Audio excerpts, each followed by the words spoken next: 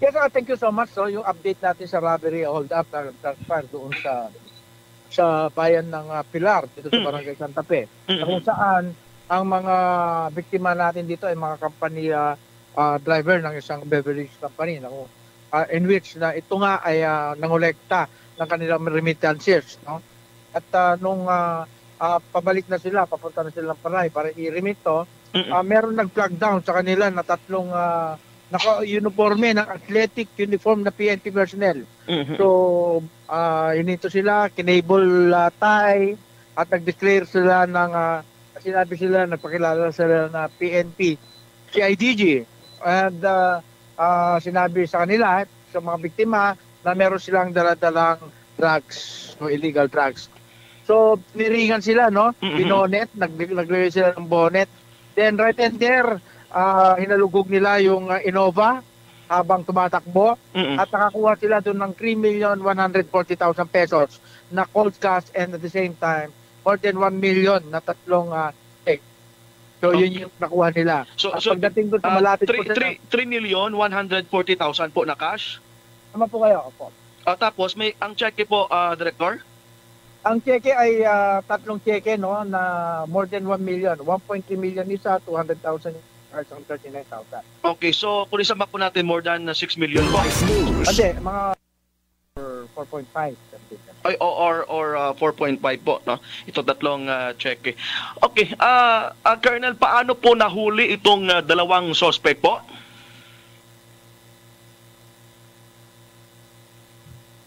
Colonel? Well, kahapon, nung na-recover natin yung sasakyan natin sa Dingley, yung na-recover natin yung getaway vehicle natin, may nakapagsabi na itong mga sakay nito ay na-site doon sa Dumaraw, no, sa Dumaraw. Bayan ng... So, ang police natin, yung mga PNP operatives natin, score yung area. At with the collaborations of our barangay officials and our force multiplier, including our barangay intelligence, so natuntun natin yung dalawang suspects natin sa barangay Gibato, Dumaraw ng Capiz. So right in there, pinuntahan po ng ating PNP operatives at in effect po yung arrest dito sa dalawang tao ito. Ito yung dalawang tao nito ay ito si alias Rambo. Ito yung mismong nanghiram ng sasakyan kay Christine Costuyo, yung asawa ng may-ari ng sasakyan. Kano niya, sir? Kano niya, Director, yung may-ari ng ng sasakyan? Asawa, itong case, si Rambo. Si Rambo ay tao nung Bayaw. Bayaw. Brother-in-law. Oo. Taga saan si Rambo, Colonel? Sa Gibato siya, taga barangay Gibato ng Dumaraw. Okay. Ang isang suspect, Colonel? Isang suspect is isang compound lang sila, kasama doon, okay. Positively identified. So, relative niya rin po yung yung may-ari ng ng sasakyan po? Hindi niya relative. Relative ni Rambo naman itong isang okay. Okay. Yung natirang mga suspect, ilan pa po, Colonel, sa latest po natin? Initial namin, no, sa gathering natin. Initially, nakikita namin talaga rito sa suspect nito is 7. No? Mostly identified na natin to. Isa nga dito yung ex-PNP. Natanggal sa... Dismiss PNP? Yes, dismiss PNP. No? Isa rito. May warrant of arrest to na qualified privacy at saka robbery na walang... Okay. Meron din yung warrant of arrest na 5 at meron pang mga iba identified namin. So, ito yung initially nakikita namin involved dito sa robbery hold-up, dito sa bayan ng Pilar, probinsya ng Capiz. Okay. Colonel, ilan lahat yung mga suspect po natin sa pinakahuling investigation po natin? Initially, tatlo yung 7 yung nakikita natin, yung 4 na nakita ng witness natin PNP at 3 na doon sa Innova na sinasakyan ng mga biktima. Again po, medyo mahina lang po yung signal, Colonel, ano? Yung nasabi mo natin, yung 3 yung naka-uniform po na na yung athletic uniform ng PNP po natin. Yes, at saka yung 4 na nasa loob ng getaway vehicle. Okay. So, parang mga lookout na po sila? Yes, depende gano'n. Yung pangyayari, no? Yung mga senaryo ng pangyayari. Ang nakikita yung vehicle, hindi isa. Dineclare nila, nagpakilala silang CIDG, no, na PNP. Nag-search sila sa loob ng sasakyan. Ang sinesearch nila, sabi nila, may droga ito sa Colonel.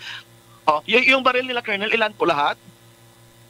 arm, identified ng mga biktima. Ilan, Colonel? Short firearm, yung Okay. nakita ng biktima. Okay. Colonel, itong mga nabiktima po sa robbery hold up, sila pong lahat ay empleyado po ng isang soft drink beverages po. Yes, tama po kayo.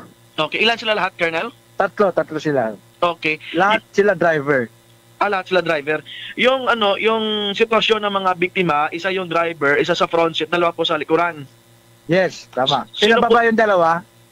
Oo. Sino yung may bitbit na ng cash po? May dala-dalang pera? Actually, nasa likod lang ng Innova yung pera na nakalagay sa karton. Nakalagay sa karton. Yung mga collection po yun, ng Yes. company. Saan po nila Yes. i-remit po? Sa Panay dapat. At galing ito sa Banate at saka sa Balasa. Okay. So, yung check, sino yung may hawak? Nakalagay lang yun sa mga kasamahan sa mga papeles, naka-folder. Okay. Sino yung unang pinababa po, Colonel? Yung driver. Yung driver. Tapos, tinutukan siya Yung ng baril. katabi niya. Nasa kanya yung baril, tapos pinatalikod, tapos tinalian ng cable tie yung kanyang mga kamay patalikod. Tapos yung sabay sila ng ng sa front seat na Yes, binababa rin. Oo. Yung dalawa sa sa likuran. Hindi, isa sa likuran. Isa lang, tatlo sila. Tatlo silang biktima. Tatlo silang biktima, isa yung sa likuran. Lahat sila tapos ay tinali po. Tinali, dalawa sa likod, isa sa harapan. At nilagyan ng bonnet. Okay, lilagyan sila ng bonnet para hindi makita yung yung mga suspect. Yes. Okay, tapos ano yung ginawa ng mga suspect po, Colonel? Well, nagpakilala nga si IDG at sinabihan itong mga tao na ito na merong illegal drugs doon sa loob ng sakyan. At nag-convoy ito going to President Rojas, itong dalawang sakyan nito habang sinesearch nila yung sakyan na yon. At yun nga, nakuha nila itong pera. Itong mga pera. Agad po, Colonel, yung sinabi nyo yung sa illegal na droga po, ano po yun? Parang ng po? Nagpost sila nagpakilala silang police si IDG at nagsearch sila ng illegal drugs. Okay. At least naklaro po natin, Itong nahuli po natin na dalawang mga suspect, may admission po ba sa part nila na sila yung mga suspect po? No, wala. Kasi nga hindi naman natin kuhanan ng statement mga yan. Pero yung sabi ng ng mga biktima, itong dalawang ito ay ito sila talaga yung yung mga suspect. No, nakita ito on board doon sa getaway vehicle ng witness natin na PNP. Okay, so ibig sabihin, yung itong tatlong nakasuot ng uniforme ng ng PNP, hindi pa po sila nahuli. Hindi pa. Pero identified naman na natin yung dalawa doon. Okay. During that time, wala pong takip yung mga mukha nila, Colonel? Wala.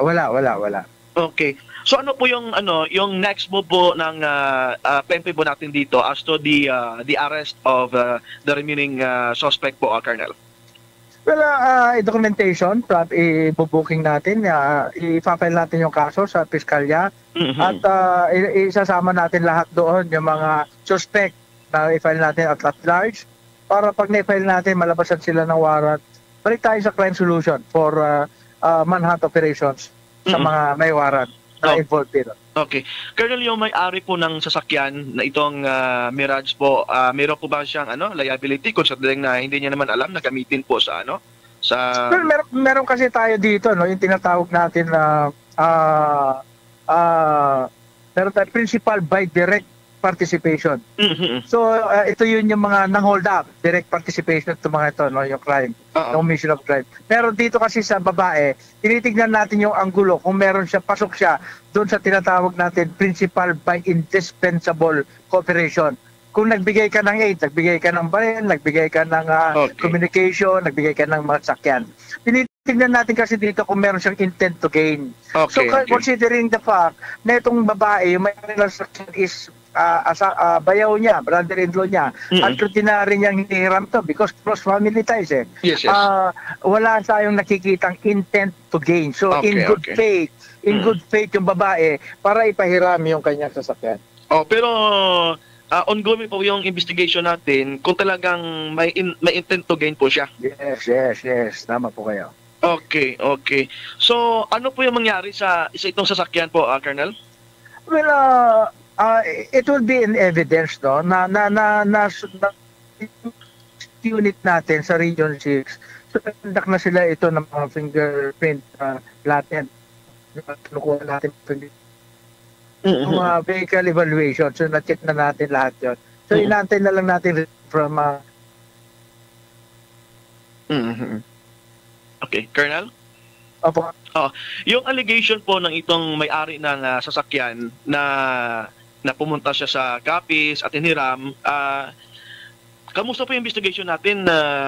Tumatugma ba yung mga sinabi niya, Colonel? Yes, tama. Tumutugma lahat. Okay. That's why sa initial po natin na findings, talagang wala siyang intensyon o kung wala siyang intent to gain po dito. Oo.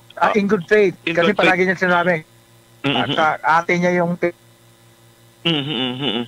Ano po yung Colonel, yung trabaho po ng may-ari ng sasakyan? Alin? Yung may-ari ng sasakyan po ng Mirage po? May-ari mismo ito, yung asawa mismo ng Christine, yung Danilo Custodio. Pero siya, seaman. Seaman to on board ngayon. Okay, yung babae, anong pangalan niya? Asawa niya? Christine. Custodio. Okay. Tapos yung Toyota Innova naman po, yun po ay pamag-ari ng ng company po. Kumpanya. Opo. Ng kumpanya. So gamitin din po ito as evidence po.